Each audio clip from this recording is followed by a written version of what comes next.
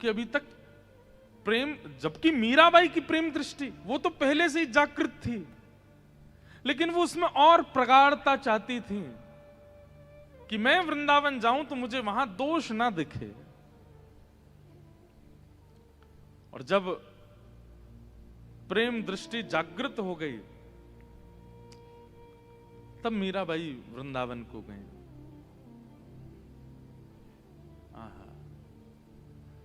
और वृंदावन जाकर के उनको भौतिक वृंदावन का दर्शन नहीं हुआ, उनको नित्य वृंदावन का दर्शन हुआ। जिस गली में देखती हैं, जिस चौबारे पर जाती हैं, जिस आंगन में घूमती हैं मीराबाई, सब जगह उनको ठाकुर जी का अनुभव हो जाता है। अरे कहां तक कहें, बड़े बड़े साधकों को भी, कथा बड़ी प्रसिद्ध है कि जीव गोस्वामी पाद किसी स्त्री को नहीं देखते थे, लेकिन मीराबाई दर्शन करने के लिए आई तो सेवकों ने कहा कि हमारे गुरुजी स्त्रियों से नहीं मिलते। तो मीराबाई कहती, अच्छा आपके गुरुजी स्त्रियों से नहीं मिलते? बोले नहीं, इसका मतलब आपके गुरुजी पुरुष हैं। सेवक बोले और नहीं तो क्या? अरे भैया, हमने तो सुना था कि इस वृंदावन में सब स्त्री हैं, पुरुष तो केवल कृष्ण हैं। जहां पर देवादिदेव महादेव गोपीश्वर बनकर के आते हैं, जहां पर देवादिदेव महादेव शंकर भी गोपी बनकर के आते हैं, वहां आपके गुरुजी पुरुष हैं।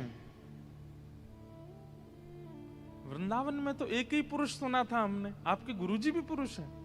ऐसा कहकर के मीराबाई तो चली गई, लेकिन शिष्यों ने ये बात जाकर के जब जीव गोस्वामी जी से कही कि मीराबाई बोल रही हैं कि वृंदावन में केवल एक पुरुष है, बाकी सब गोपी हैं। उसी दिन जीव गोस्वामी बोले कि भजन तो वर्षों से कर रहा था, साधन तो बहुत दिनों से कर रहा, पर फल आज मिला।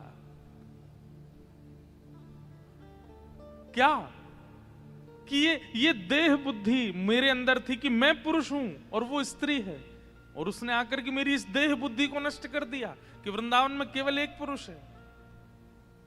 और गए और मीराबाई को देख करके अपना ये नियम तोड़ दिया कि मैं स्त्रियों से नहीं मिलूंगा। ये है प्रेम दृष्टि कि मीराबाई स्वयं तो सब जगह श्री कृष्ण का अनुभव करी नहीं है वृंदावन में, और जो साधक वर्षों से वृंदावन में, उनका भी जाकर के कृष्ण दर्शन करा रही हैं।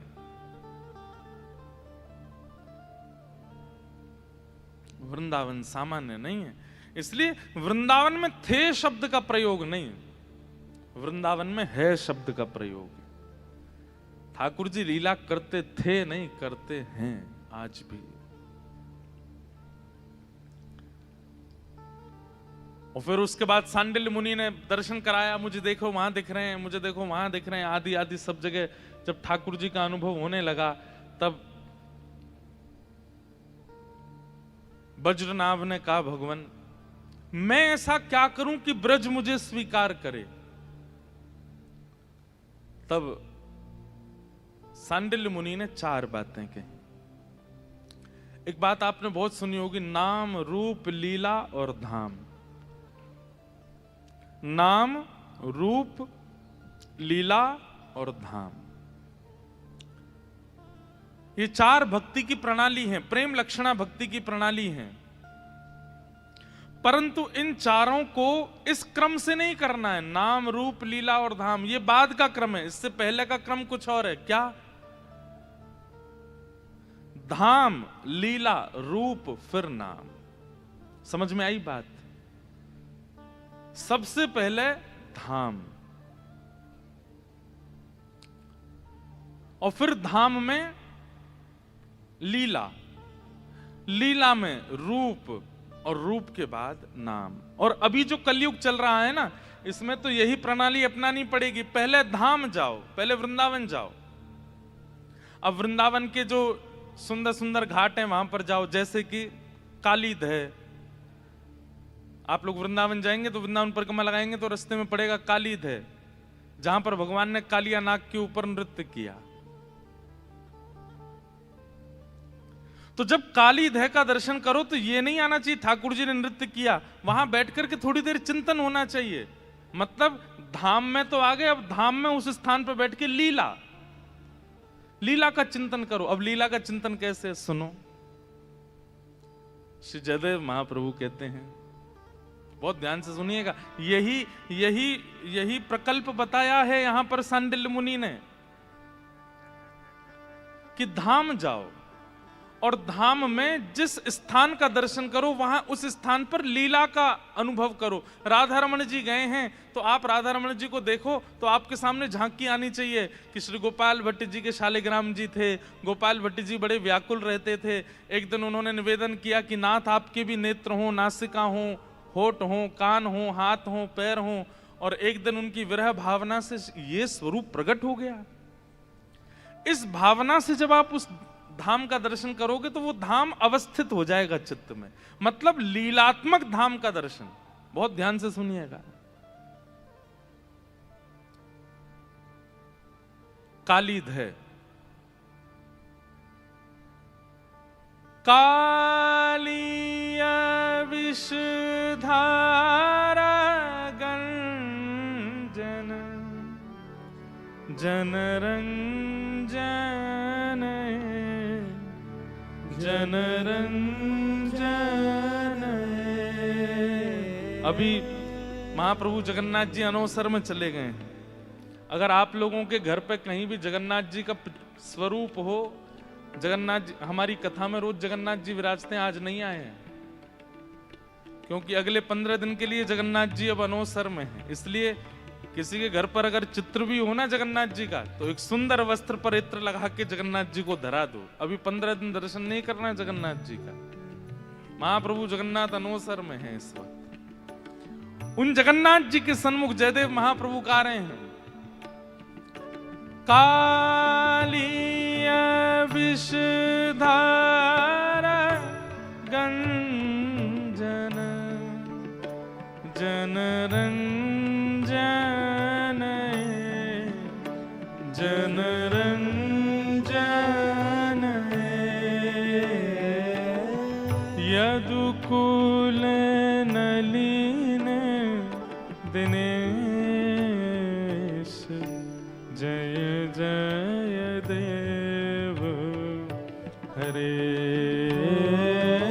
यदुकुल नलिन दिनेश जय जय देव हरे। यदुकुल नलिन दिनेश जय जय देव हरे। यदुकुल नलिन दिनेश जय जय देव। कितनी अच्छी बात है, बहुत ध्यान से सुनिएगा। धाम जाओ और धाम में जिस स्थान का दर्शन करो वहां की लीला का चिंतन करो। केवल ठाकुर जी का दर्शन करके संतुष्ट मत हो जाओ। अब आप वृंदावन गए, वृंदावन परिक्रमा में कालीधे का दर्शन किया, भैया ये कालीधे, तो आप ना सोचोगे बोले ठाकुर जी की गेंद गिर गई थी जमुना जी में तो ठाकुर जी कूद गए और कालिया नाग ऊपर आया, उसके फणों पर नृत्य करके ठाकुर जी ने उसको यहां से भगा दिया। अब यहां एक बात आती है, जयदेव महाप्रभु कहते हैं, बोले ठाकुर जी आप एक मुष्टिक प्रहार करते हैं और एक मुष्टिक प्रहार में अघासुर, बकासुर, धेनुकासुर इन सबका वध कर देते हैं। पूतना जैसी राक्षसी का आप केवल पयोधर पान करके वध कर देते हैं। अपनी इकन्नी उंगली के नख पर आप गिरिराज जी को धारण कर लेते हैं और इतना आपने नृत्य किया कालिया नाग के ऊपर, फिर भी वो मरा नहीं। क्यों? हमारे मन में कभी नहीं आई ये बात। कितना नृत्य किया। भागवत जी में वर्णन आता है कि चम चम चम चारण धारत, चम चम चम चारण धारत, बिम बिम बिम बिनती करत, बिम बिम बिम बिनती करत, नाग वधू तारी तांडव, गति मुंडन पर तांडव, गति मुंडन पर तांडव गति मुंडन पर, तांडव गति मुंडन पर, निरतत बनवारी, तांडव गति मुंडन पर तांडव। हमारे ब्रज में गाते हैं पद, चम चम चम चरण धरत। ठाकुर जी कैसे चरण धर रहे हैं? बोले कि 108 मुख हैं कालिया नाग के, और वो जिस जीव को बाहर निकालता है। अब ठाकुर जी अभी 14वें नंबर वाले सिर के ऊपर हैं, और उसने जीव निकाली 80 नंबर वाले की, तो ठाकुर जी सीधे वहां कूदते हैं। जिस जीव को निकालता उसी पर ठाकुर जी का दूसरा छोटे से कन्हैया, इतना विशाल कालिया नाग, और इतनी द्रुत गति से ठाकुर जी उसके ऊपर नृत्य कर रहे हैं। और कहते हैं नृत्य करते करते ठाकुर जी ने जो जो जीव उसने निकाली वो जीव पकड़ ली ठाकुर जी ने। एक पकड़ी, दो पकड़ी, तीन पकड़ी, एक प्रकार से जैसे एक रथ हाँकने वाला रस्सी पकड़ लेता है, ऐसे ठाकुर जी ने समस्त जीव पकड़ ली कालिया नाग की। रक्त मंडित हो गया उसका मुख, लेकिन मरा नहीं। ठाकुर जी आपने कालिया नाग को क्यों नहीं मारा?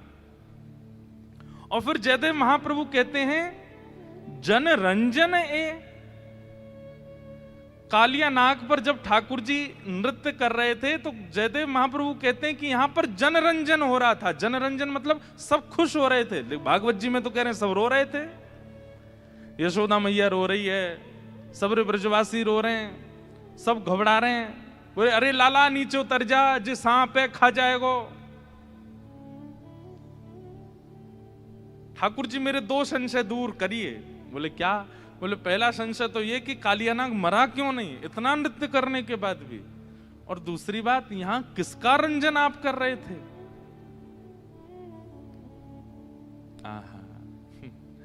तब जयदेव महाप्रभु कहते हैं, बोले जय जय मेरे मन में एक कथा आई है। ठाकुर जी बोले कौन सी कथा?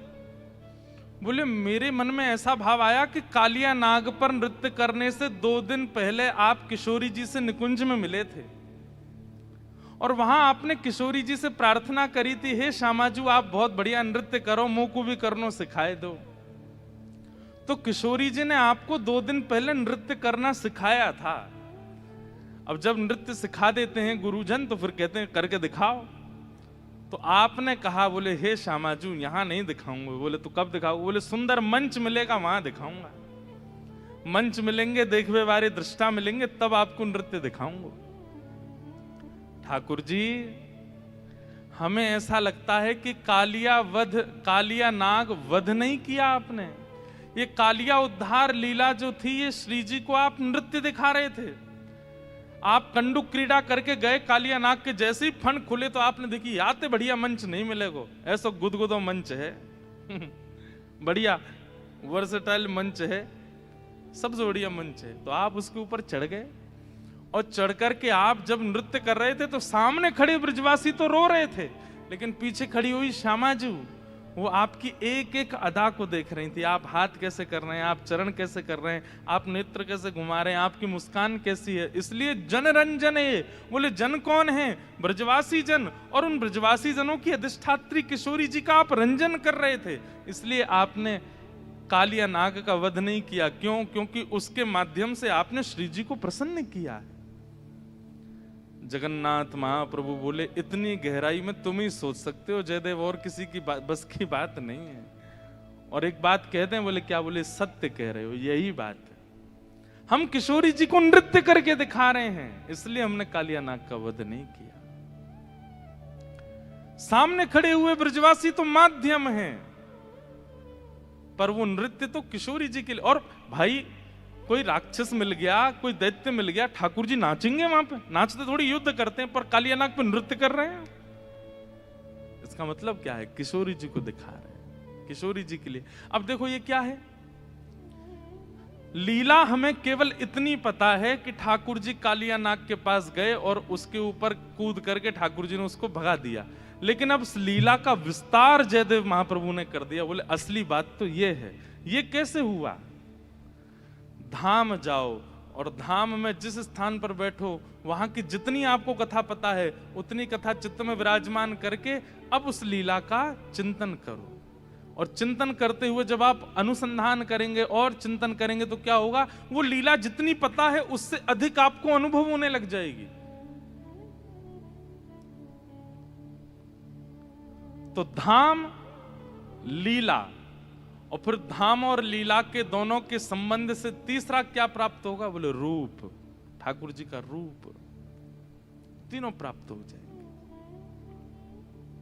वज्रनाभ,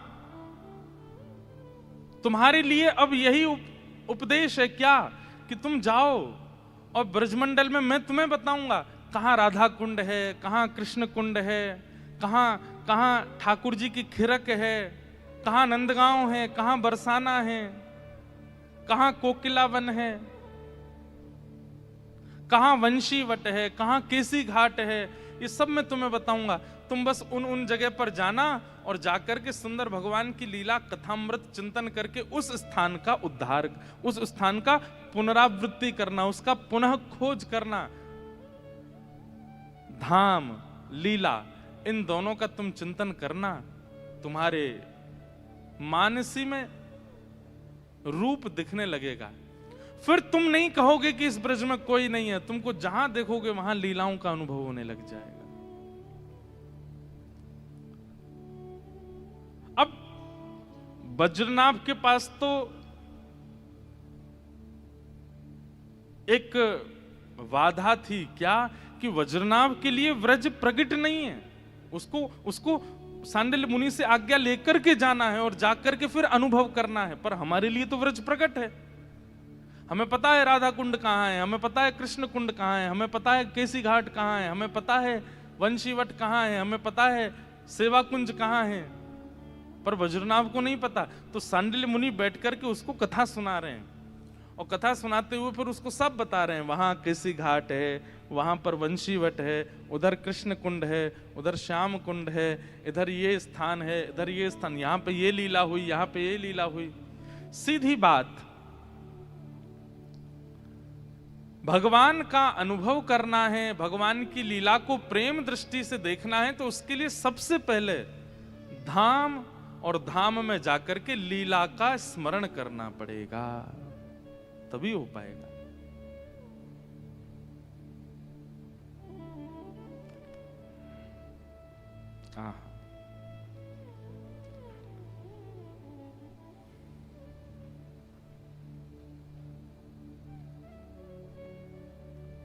निकल पड़े वज्रनाभ और ब्रज का उत्थान करने लगे। जो भगवान कृष्ण के जाने के बाद व्रज पूरा वनमय हो गया था, उस वन को अब पुनरुत्थान करके उसको व्यवस्थित करने लगे वज्रनाभ। लीलाएं सुनते हैं और सुनकर के फिर जाते हैं, उस स्थान को खोजते हैं, उसको प्रकट करते हैं। व्रज को 2 बार प्रकट किया गया है बंधुओं कलिकाल में, बहुत ध्यान से सुनिएगा। पहले तो भगवान के परपौत्र वज्रनाभ ने किया, उसके बाद व्रज पुनः अपने आप को ढक लेता है, उसके बाद उस व्रज को प्रकट रूप सनातन गोस्वामी, स्वामी श्री हरदास जी महाराज, हितरवंश महाप्रभु आदि आदि आचार्यों ने फिर से किया।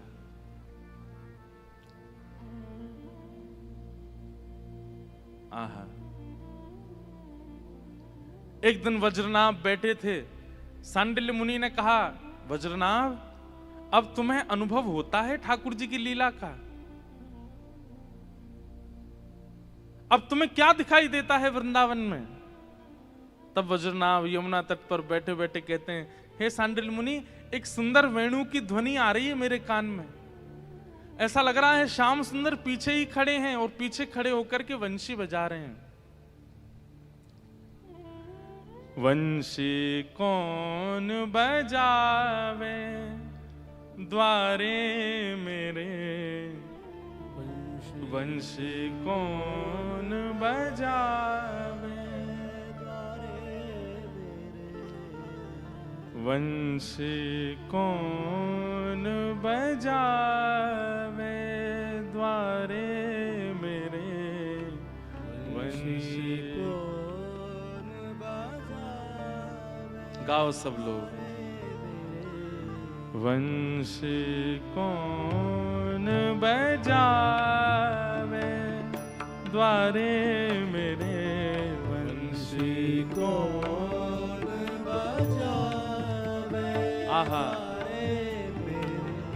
धाम का दर्शन कर रहे हैं और लीला श्रवण कर रहे हैं, और धाम का दर्शन लीला श्रवण इन दोनों के प्रभाव से अब अनुभव होने लगा है वज्रनाभ को भगवत लीलाओं का। चल री सखी चल दर्शन करिए, चल री सखी चल दर्शन।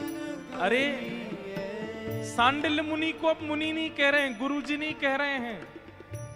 वज्रनाभ स्वयं को एक सखी मान रहा है और सांडिल्य मुनि का हाथ पकड़ करके कह रहे हैं, चल री सखी चल दर्शन करिए, चल री सखी चल दर्शन करिए, चल री सखी चल दर्शन करिए, चल री सखी चल दर्शन। किसके?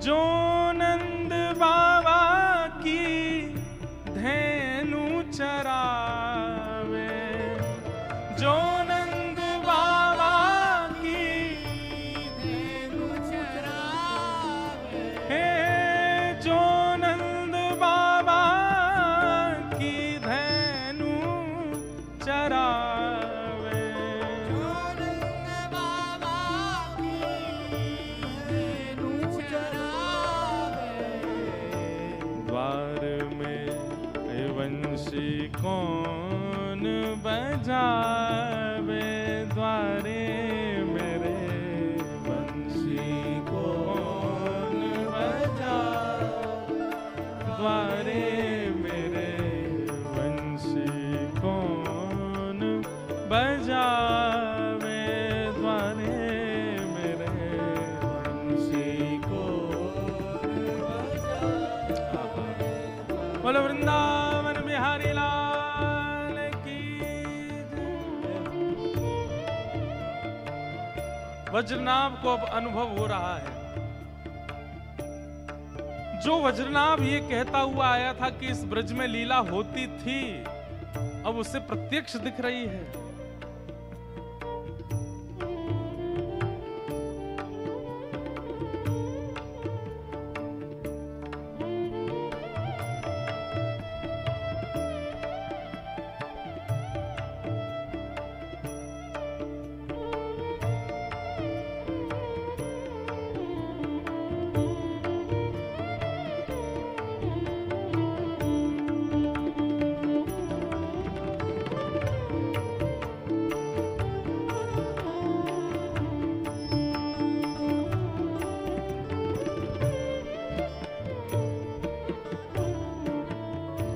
सांडिल्य मुनि पूछ रहे हैं, वज्रनाभ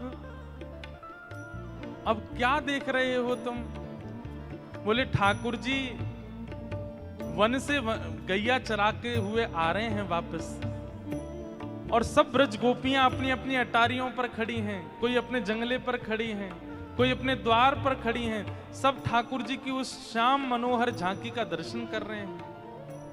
आहा, ठाड़ी अटारी ब्रज की नारी, ठाड़ी अटारी ब्रज की नारी, गाइए।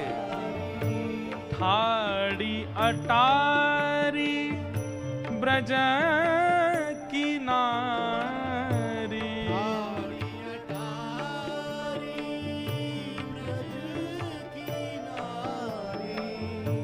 हरित फूल बरसावे, ओ हर्ष फूल बरसावे, हर्ष फूल बरसावे, हर्ष फूल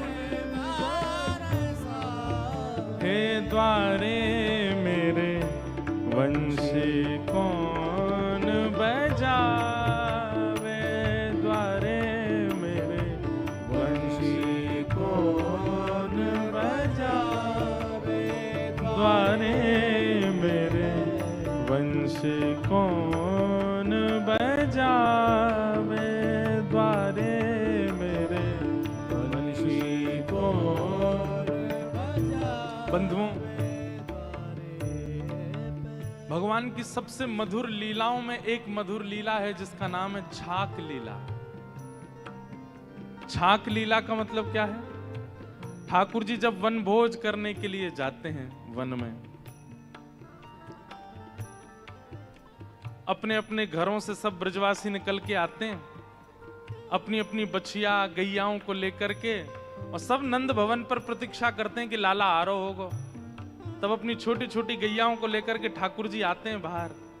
और कैसे आते हैं वो झांकी कैसे पता है? घुटने से ऊपर ऊपर तक ठाकुर जी धोती पहनते हैं, कमर में सुंदर काली कमली बांधते हैं, उसमें वंशी खोंच लेते हैं, एक गैया हाकवे की छड़ी ऐसे कंधे पर लटका लेते हैं, और उस छड़ी के अंतिम भाग में एक पोटली टंगी होती है, उसमें छाक, छाक माने भोजन, भोजन यशोदा मैया ने रखे, कछु रोटी रखी, मक्खन रखे हैं, मिश्री रखी है, वो छाक लटका करके सब ब्रजवासी देखेंगे किसकी छाक बड़ी है। मतलब छड़ी पर टंगे भय जो अंतिम भाग में जो वस्त्र हैं वो कौन को बड़ो है। कभी मधुमंगल को बड़ो है, कभी श्रीदाम जा को बड़ो हो, सब कहें लाला आज तो या की छाक ज्यादा बड़ी लग रही है, यही की पामेंगे सब लोग। लेकिन ठाकुर जी की जो छाक है वो सबसे छोटी होती है। क्यों? क्योंकि ठाकुर जी अपने भवन में नहीं पाते, ठाकुर जी सबके भवन का पाते हैं, सबका पाते हैं।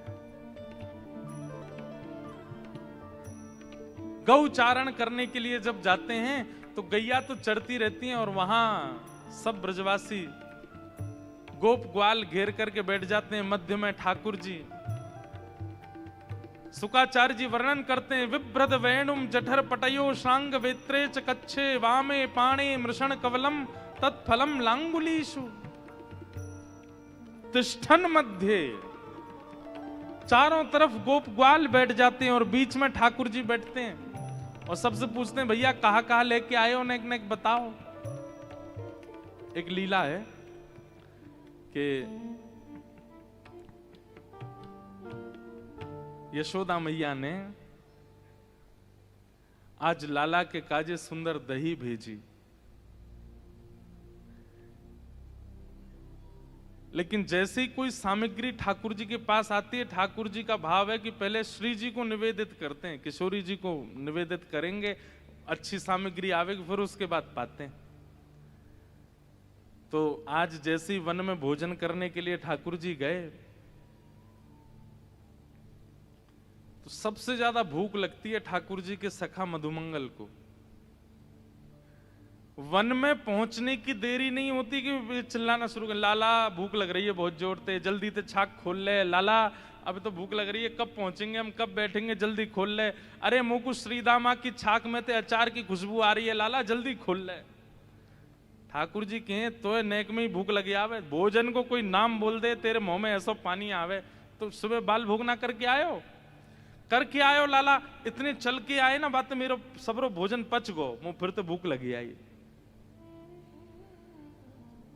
तो कई बार ऐसा होता है कि जब बच्चे स्कूल लंच बॉक्स लेके नहीं जाते हैं ना, भूल जाते हैं, या माता जी उठी नहीं सो के, हमारी माता जी तो उठती थी, वो कई बच्चे ऐसे हमारे मित्र आते थे वो लंच नहीं लेके आते थे, उनसे पूछते क्यों नहीं लेके आए, और मम्मी सो रही थी। मैं तो तुझे किसने तैयार किया, बोले कि पापा ने तैयार करके भेजा। अब पिताजी को रसोई बनानी आती नहीं, मैंने कहा अब तू भोजन कैसे करेगा, बोले कह रहे थे पिताजी की लंच टाइम तक आ जाएगा, तो होता था। फिर लंच टाइम पे वो कोई आते थे नीचे से टीचर, वो तुम्हारा लंच बॉक्स आ गया ले आओ, ऐसा होता था। आप लोगों के संग पता नहीं, हमारे संग तो होता था। कई बच्चे ऐसे आते थे, उनकी माता ही सोती रह गई तो बेचारे लंच पीरियड पे ही उनका लंच बॉक्स आता था। तो कई बार यशोदा मैया सोती नहीं रह जाती हैं, ठाकुर जी ही जल्दी भाग जाते हैं, छाक लेके जाते नहीं। तो फिर यशोदा मैया किसी सखी के हाथ छाक भिजवाती हैं। उसको कहते हैं छकियारिन। क्या बोलते हैं? जो ठाकुर जी की छाक लेके जाती है, छकियारी। तो इसमें दो बातें हैं कि ठाकुर जी छाक लेकर के क्यों नहीं जाते। उसमें पहली बात तो ये है कि ठाकुर जी को ये लगती है ग्वाल बाल बेचारे द्वार पे इतनी देर से ठाड़े हैं मेरे दर्शन के काजे, मैं विलंब ना करूं, जल्दी चलो जाऊं। तो ठाकुर जी जल्दी बाहर आ जाते हैं। और दूसरा भाव यह है कि ठाकुर जी जब छाक लेकर के नहीं जाते तो किसी गोपी को अवसर मिलता है छाक लेके वन में जाने का, और उसको ठाकुर जी के दर्शन का सौभाग्य मिल जाता है। पीछे वाले नेक नेक आगे खिसक आओ, हाँ थोड़े थोड़े आगे आ जाओ, पर बिना इधर उधर देखे आगे आओ, हमको देखते हुए आओ। गांधी धाम वाले इससे भी बड़ा हॉल बनवा लो अगली बार के लिए, तब आवेंगे। आप लोग इतने भाव से आते हैं, इतने प्रेम से श्रवण करते हैं, तो ध्यान से सुनना। ये छवि का दर्शन वज्रनाभ को हो रहा है जो हम अनुभव करा रहे हैं। तो आज ठाकुर जी छाक लेकर के नहीं आए। मधुमंगल बोलो मुझे तो भूख लग रही है, अरे मेरे तो पेट में दर्द है लगो, अरे मुझे तो बहुत जोर से भूख लगी है। सब सखा के बोले लाला जी तो भूखो ही रहे 24 घंटा, या तो नेक में ही भूख लगी आवे। सुबह बाल भूख करके निकला है घर से, वो केवल इतनी दूर गयो है कि केवल घर से निकल के वृंदावन से बाहर यमुना जी के तट पर, इतने में तो भूख लगी आई उसको। और ये कैसा है, अभी छाक आरोग लेगो, छाक पालेगो, और छाक पावे के बाद जब वापस घर जाएगो फिर रोने लगेगो कि मुझे भूख लग रही है, मेरो सबरो पच गो, चल के आए हूं, इतनी भूख लगे। मधुमंगल बोलो लाला भूख लग रही है। ठाकुर जी बोले मैं तो छाक लायो नहीं हूं, कोई छकियारी आ रही होगी देखियो। तो मधुमंगल ऊंचे ऊंचे वृक्षों पर चढ़ करके ढूंढ रहा है, अरे कोई छकियारी आई का, कोई छकियारी आई का, कोई भोग लेके आ रही है का घर से। और बार बार कहे लाला अभी तो कोई दिख ना रो, अभी तो कोई आए ना रो। तो ये लीला एक दो दिन की नहीं है, रोज सी होती है। तो छकियारिन दूर से देख लेती है कि एक पेड़ पर मधुमंगल चढ़ा हुआ है और ये भोजन की प्रतीक्षा कर रहा है, तो जानबूझ के छकियारी कहीं और चली जाती है कि और व्याकुल हो जाए। लेकिन आज यशोदा मैया ने ऐसी सुंदर दही भेजी, क्योंकि यशोदा मैया को पता रोटी तो ये दूसरे इनके घर की खावे को, मैं कुछ सामग्री भिजवा दूं।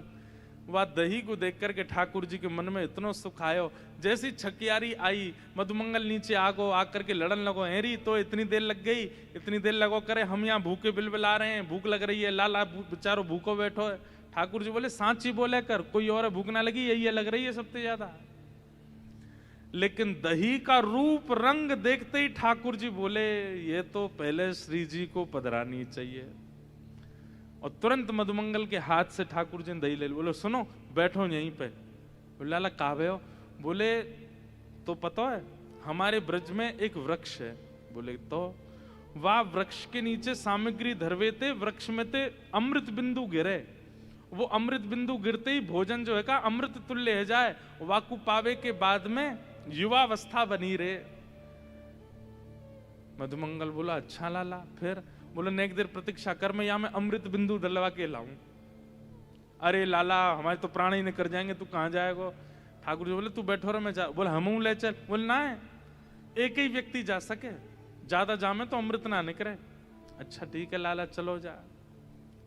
ठाकुर जी लेकर के दही सीधे पहुंचते हैं गिरिराज जी, और गिरिराज जी में जाकर के श्री जी को पवाते हैं, श्री जी के संग छाक लीला करते हैं। ठाकुर जी कुंज और निकुंज दोनों में एक साथ लीला कर लेते हैं। जहां ग्वाल बाल है ये कुंज है, और जहां श्री जी है वो निकुंज है। भैया कोई चिल्ला करके मत बोलो, पीछे से कथा चल रही है ना, धीमे धीमे बोलो। सब लोग इधर देखो। श्री जी को जाके पवा दी। श्री जी ने खूब प्रेम से पाई और जब श्री जी ने भोग लगाया, ठाकुर जी बोले अब दे दो, अब लेके जाऊं या है। और जैसे ही आए वापस आकर के सब ग्वाल बाल मचल रहे हैं, बोले लाला भूख लग रही है, जल्दी बैठ जा आए के। ठाकुर जी बीच में बैठ गए, चारों तरफ ग्वाल बाल सबको प्रेम से पवा रहे हैं ठाकुर जी। तो हमारे अष्ट सखा गाते हैं, आज दधी मीठो मदन गोपाल, ऐसो दही हम कबहू न चाखो, सुन गोकुल के नाथ। लाला सांची कह रो, तू हम बढ़िया वारो अमृत दिलवा के लायो है, ऐसो मीठो तो हमें कभी मिलो ही नहीं है। क्यों? श्री जी का अधरामृत है। आज ठाकुर जी इतने प्रसन्न हो गए कि ये मधुर सामग्री लाकर के देने वाली वो छकियारिन कौन सी है, उसको ढूंढो, क्योंकि उसने श्री जी के अधर से हमारे छाक को पहुंचवा दिया। आज उसको इनाम मिलना चाहिए। तो ठाकुर जी जब लौट करके आए हैं तो उस छकियारिन को ढूंढ रहे हैं। यशोदा मैया से कह रहे, मैया आज तूने कौन सी गोपी भेजी छाक लेके? तो मैया बता रही है वो गोपी। तो ठाकुर जी उसके घर गए, और जैसे ही उसके घर गए हैं, वज्रनाभ इस लीला का दर्शन कर रहे हैं। आहा, सावर सखी बड़ी बड़ भागनी, सावर सखी बड़ी बड़ भागनी, सावर सखी बड़ी बड़ भागनी, सावर सखी बड़ी बड़ भागनी, जिन हरि कंठ लगायो, जिन हरि कंठ लगायो, जिन हरि कंठ लगायो, जिन हरि कंठ लगायो, हे द्वारे मेरे वंशी कौन बजावे, द्वारे मेरे वंशी कौन बजाई, द्वारे मेरे वंशी कौन बजावे, द्वारे मेरे वंशी कौन बजाई। चल री सखी चल दर्शन करिए, चल री सखी चल दर्शन करिए, जो नंद बाबा की धेनु चरावे, जो नंद बाबा की धेनु चरावे, वंशी कौन बजावे, द्वारे मेरे वंशी कौन बजावे, हाँ द्वारे मेरे वंशी कौन बजावे, द्वारे मेरे वंशी कौन बजावे। ठाकुर जी आज वन में गए, छाक लीला करके वापस आए, और वापस आकर के एक सांवल सखी, एक सांवली सखी जो छाक लेकर के गई थी, उससे ठाकुर जी घर जाकर के हृदय लगा रहे हैं।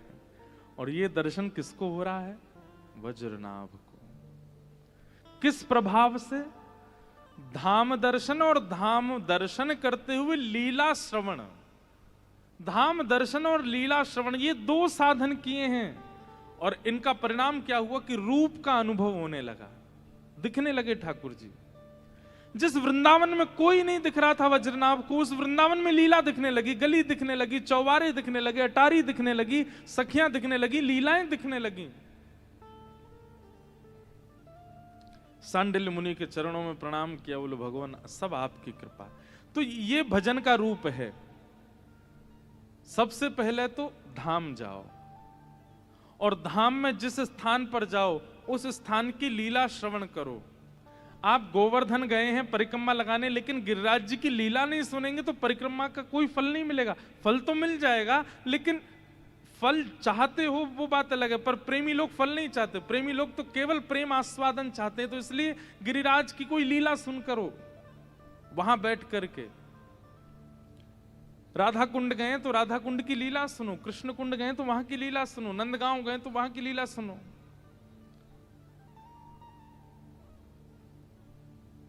अब एक गांव है हमारे ब्रज में पैंठा, उस जगह का नाम है पैंठा।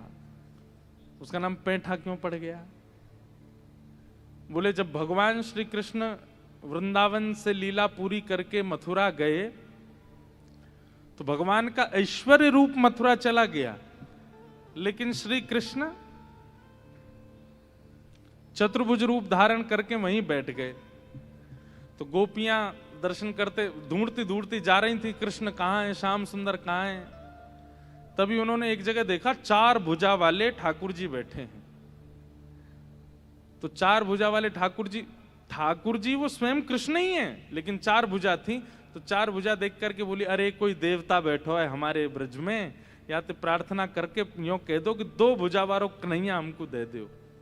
ऐसी उनकी निष्ठा 2 भुज ठाकुर जी में कि 4 भुजा वाले श्याम सुंदर से भी 2 भुजा वाले ठाकुर जी मांग रही हैं, हमारो मुरली वारो श्याम, हमारो मुरली वारो श्याम।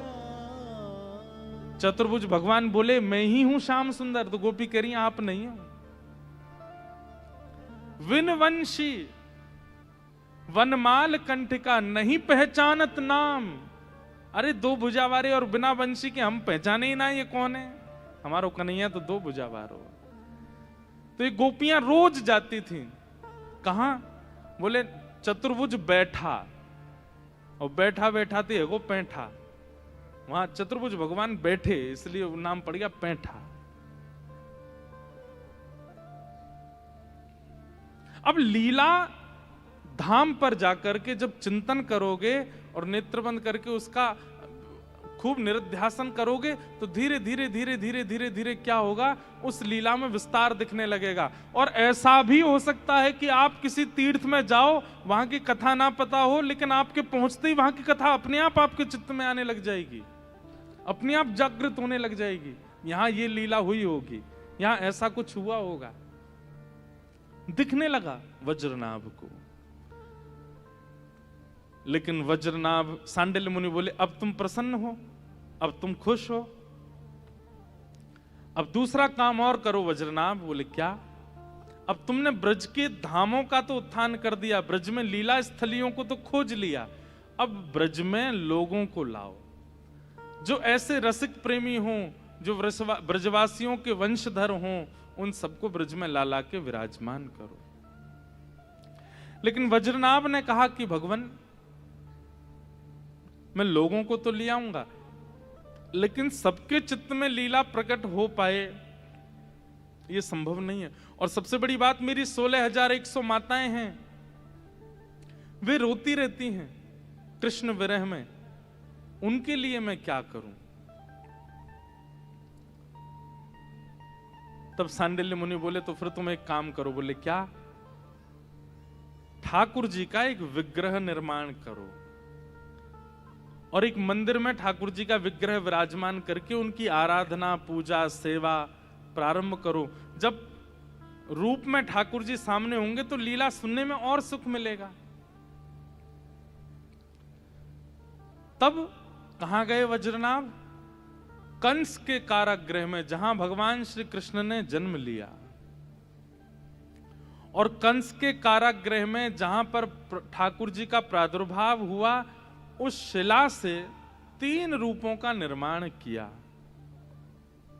गोविंद देव, गोपीनाथ और मदन मोहन। सब लोग इधर देखो, ध्यान से सुनो। वज्रनाभ ने 3 रूपों का निर्माण करवाया। गोविंद देव, वैसे तो अनेक रूप बने, करवाते गए, कई सारे रूप ऐसे हैं जिनके ऊपर ऐसा प्रमाण है कि ये वज्रनाभ भगवान के परपौत्र ने ही निर्माण करवाए। पर प्रधान रूप से गोविंद देव, गोपीनाथ और मदन मोहन, इन 3 रूपों का निर्माण वज्रनाभ ने करवाया। किस लिए कि व्रज में जब ब्रजवासी रहने लग जाएं, उनकी माताएं जो व्याकुल रहती हैं वे सब इनका दर्शन करके सुख को प्राप्त होंगे। नहीं तो व्रज आके सब दुखी हो जाएंगे कि यहां से श्री कृष्ण चले गए, रोता विलकता छोड़ गए सबको। 3 रूपों का निर्माण कराया। फिर कालांतर में भविष्य में ये तीनों रूप भूमिगत हो गए। तब चैतन्य महाप्रभु ने रूप सनातन गोस्वामी से कहा कि वृंदावन में वज्रनाभ भगवान के परपौत्र ने 3 रूप बनवाए थे, गोविंद देव, गोपीनाथ और मदन मोहन, और वो तीनों वृंदावन में भूमिगत हो गए। तुम जाकर के उनको प्रकट करो। तब विहरत निस दिन कुंज गलिन में ब्रज जन मन सुख धाम।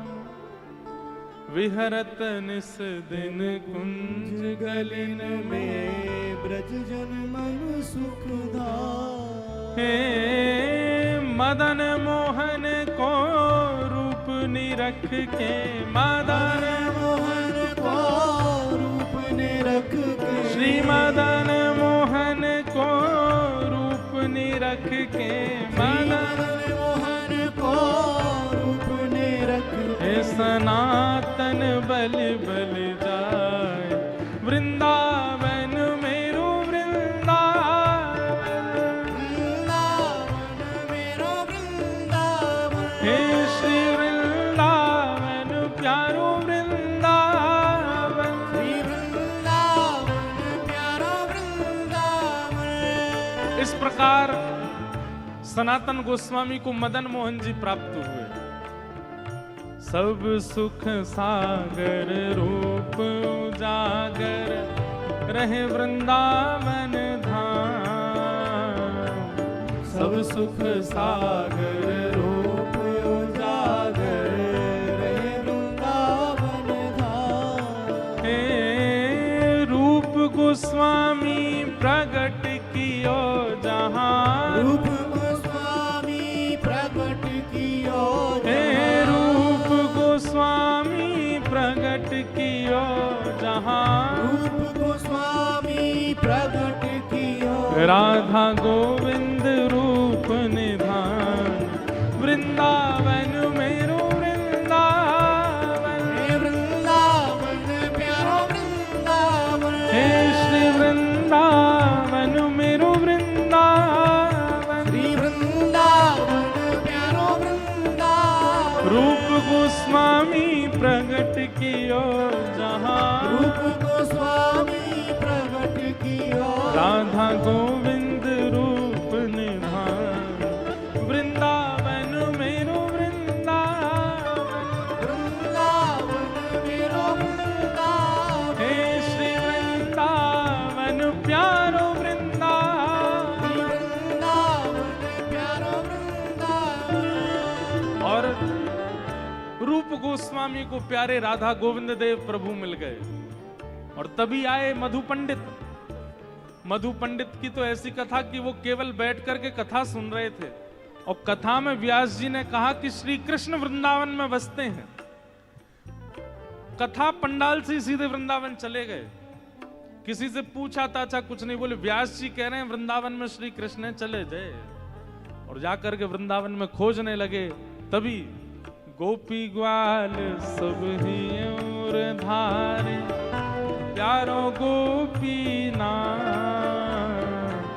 गोपी ग्वाल सब ही और धारे प्यारो गोपी नाम। हे मधु पंडित जिन कंठ लगायो, मधु पंडित जिन कंठ लगायो, श्री मधु पंडित जिन कंठ लगायो।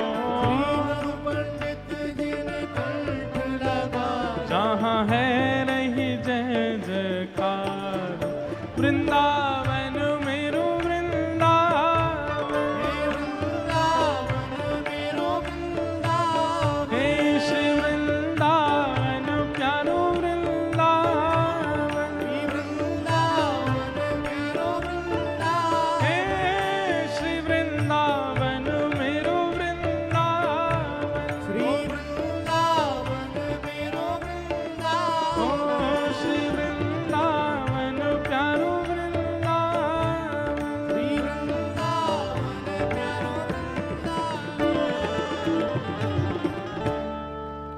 वास्तव में इन तीनों रूपों का निर्माण वज्रनाभ ने करवाया,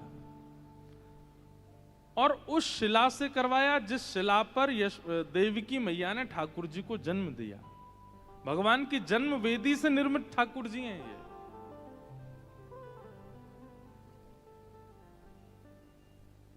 लेकिन वास्तव में इनका निर्माण वज्रनाभ ने किया। तो देखो, धाम में लीला श्रवण और फिर लीला का अनुसरण, और उससे क्या प्राप्त हुआ? रूप की प्राप्ति हो गई। क्योंकि अभी कलिकाल में जब तक धाम, लीला, रूप तीनों नहीं आएंगे चित्त में, तब तक नाम फल प्रदायक नहीं होगा। तब तक नाम आप कितना भी जपते रहो, उस नाम से लाभ नहीं होगा।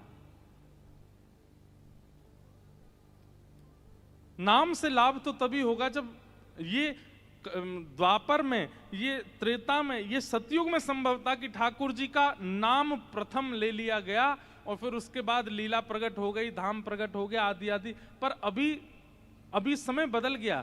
अभी पहले धाम, लीला, रूप, उसके बाद नाम।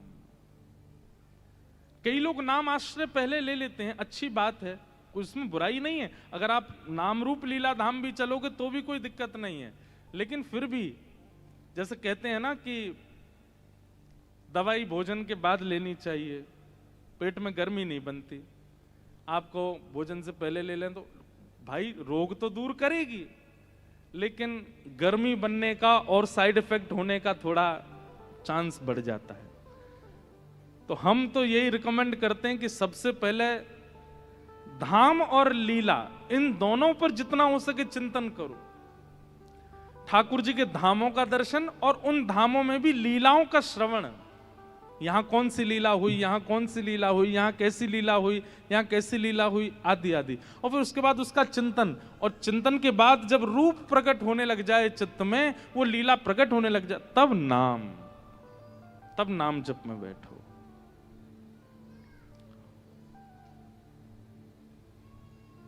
वज्रनाभ को लीलाएं दिखने लगी, अब रूप भी प्रकट कर दिया।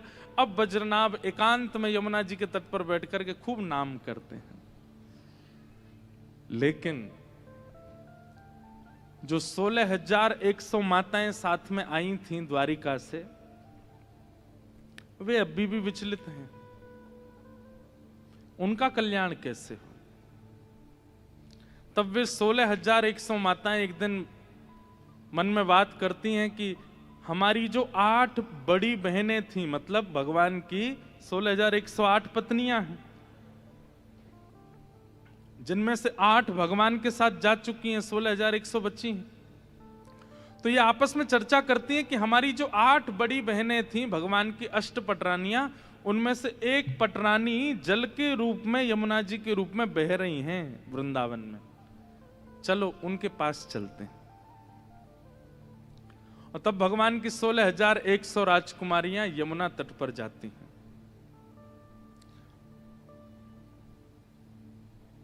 और यमुना तट पर जाकर के श्री यमुना जी से प्रार्थना करती हैं, हे श्री यमुना जी, आप हमारी बड़ी हैं, भगवान के अष्टपटरानियों में से एक हैं। हमें बहुत विरह होता है, हम बहुत रोती हैं, बहुत विलकती हैं, बहुत परेशान होती हैं चित्त में। कृपा करके आप हमें कोई ऐसा मार्ग बताओ जिससे हमारा विरह शांत हो जाए। बहुत ध्यान से सुनिएगा। तब यमुना महारानी के तट पर गई हैं और श्री कालिंदी कह रही हैं, आत्मा रामस्य कृष्णस्य ध्रुवमात्मास्ति राधिका तस्य दास प्रभावेण विरहोस्मान् न संस्पृशेत्।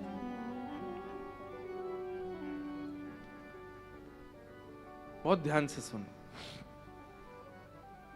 16,100 राजकुमारियां भगवान की यमुना तट पर बैठी हैं और कह रही हैं कि हे श्री यमुना जी, प्रति क्षण हमें कृष्ण की इतनी याद आती है, इतना विलाप होता है, ठाकुर जी का इतना हमको स्मरण होता है, हमारे चित्त का विरह शांत नहीं हो रहा है, कृपा करके आप हमें कोई मार्ग बताइए। हम धाम तो आ गए, हम वृंदावन तो आ गए हैं, लेकिन हमारे मन को चैन नहीं मिल रहा है। इतने में ही श्री यमुना जी प्रकट हो गई। और कैसे प्रकट हुई पता है? आंखों में काजल लगा है, मुख पे लालिमा लगी है, गले में सुंदर हार पहन रखे हैं, और यहां पर सौभाग्य सिंदूर लगा रखा है, सुंदर लाल चुनरी ओढ़ रखी है, सुंदर आभूषण देख करके ये 16,100 राजकुमारियां बोली, हमने अपना स्वरूप परिवर्तित कर दिया क्योंकि श्री कृष्ण लीला पूरी करके चले गए, और आप अभी भी सौभाग्य चिन्ह धारण करके खड़ी हो। आपके मुखमंडल पर यह प्रसन्नता, आपके चित्त की यह प्रसन्नता ऐसा प्रतीत कराती है कि श्री कृष्ण आपसे दूर नहीं हुए। अरे वो पूरी लीला करके चले गए हैं और आप ऐसे सजधज के घूम रही हो। यमुना जी बोली, कहां गए श्री कृष्ण? बोले वो लीला पूरी करके चले गए।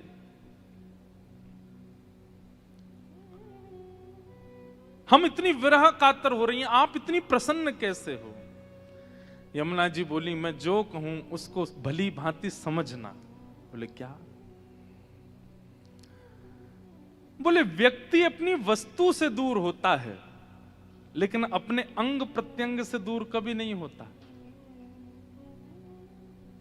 आप स्कूल गए, टीचर ने कहा होमवर्क किया, तो आपने बोल दिया कॉपी घर भूल आए। लेकिन कभी आप ऐसा कहते हो, टीचर बोले हाँ भाई आज एग्जाम है, आज तुम बुद्धि भूल आए घर पे, कैसे करें? बुद्धि नहीं भूल सकते आप। या फिर आप ऐसा कहो कि मैं लिखूंगा कैसे, मैं तो हाथ घर छोड़ के आया हूं, हाथ तो संगे ही है। यमुना जी कहती हैं व्यक्ति उससे दूर होता है जो उसका कभी था ही नहीं।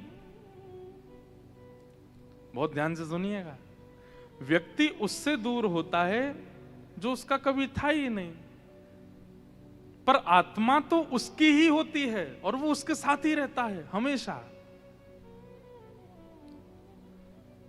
तुम सब और सब द्वारिका के लोग और ये सब पृथ्वी के लोग, ये श्री कृष्ण के कभी थे ही नहीं, इसलिए तुम लोगों को वियोग लग रहा है, तुम लोगों को वियोग का अनुभव हो रहा है।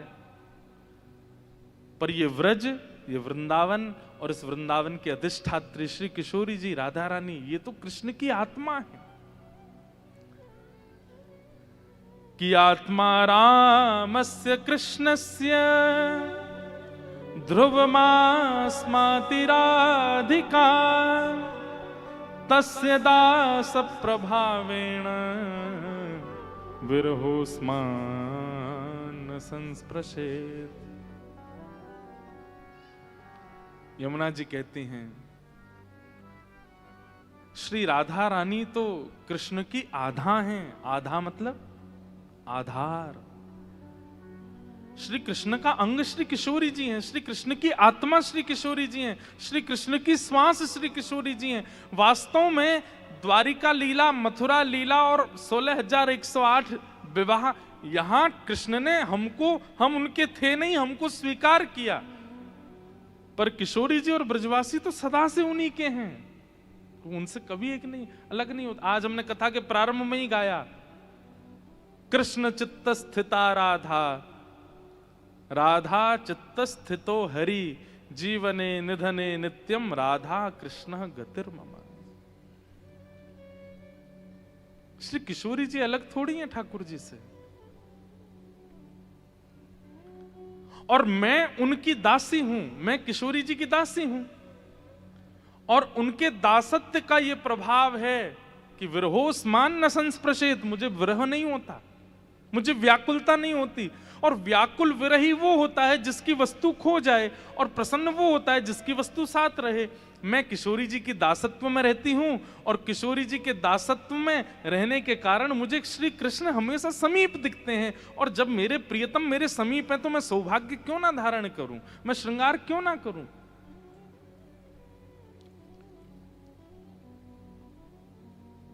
इसलिए मुझे विरह नहीं होता। और मैं आप लोगों से भी यही निवेदन करूंगी, आप 16,100 अब ब्रज वृंदावन आ गई हो, अब श्री किशोरी जी की शरण ग्रहण कर लो। अब ठाकुर जी को मत ढूंढो, द्वारिका में ठाकुर जी को ढूंढना था, गुजरात में ठाकुर जी को ढूंढना था, कुरुक्षेत्र में ठाकुर जी को ढूंढना था, महाभारत में श्री कृष्ण को ढूंढना था। अब व्रज वृंदावन आ गए हो, अब तो किशोरी जी की शरण में जाओ। तस्य दास प्रभावेण विरहोस्मान न संस्पृशेत। उनके दासत्व से तुम्हारे चित्त का विरह शांत हो जाएगा।